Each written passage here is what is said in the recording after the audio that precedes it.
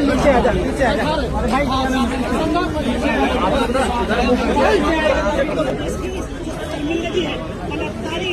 आज प्रदर्शन कर रहे हैं, संपर्क कर रहे हैं, पुलिस कितनी परखंडा के साथ उनके सामने सारी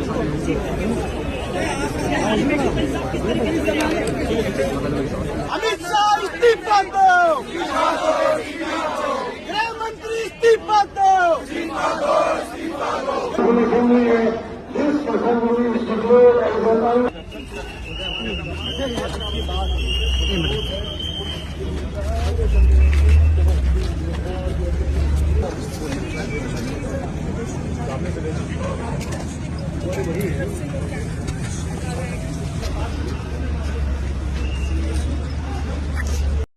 आप सोच सकते हैं एक 16 साल की बच्ची जिसके साथ एक बाहुबली एमएलए ने रेप किया, बलात्कार किया, और ना कि खुद बलात्कार किया बल्कि गैंग रेप करवाया अपने कुछ साथियों से।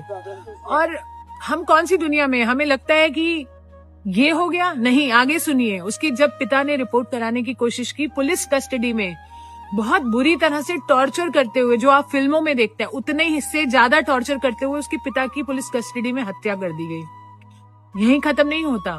जब किसी लॉयर ने उसका केस लड़ना चाहा, तो जब उस लॉयर की गाड़ी में बैठकर ये पीड़िता जा रही थी अपने न्याय की मांग के लिए, वो गाड़ी को 11 बार टक्कर करवा दी।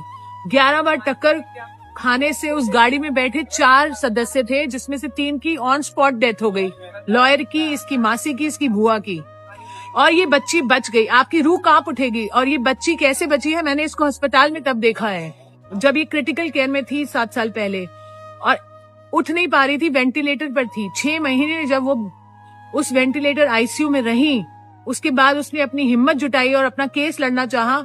उस मुजरिम को उम्र कैद की सजा हुई। इतना कुछ खोया इस बच्ची ने। अपनी लाइफ को नॉर्मल करने लगी थी, अभी शादी की और कोशिश कर रही थी नॉर्मल होने की। हम उसके साथ थे इतने साल से, और अब क्या हुआ आप सुन के हैरान हो जाएंगे। उस आरोपी को बरी कर दिया गया। आप सुन पा रहे हैं, उसे बरी कर दिया गया।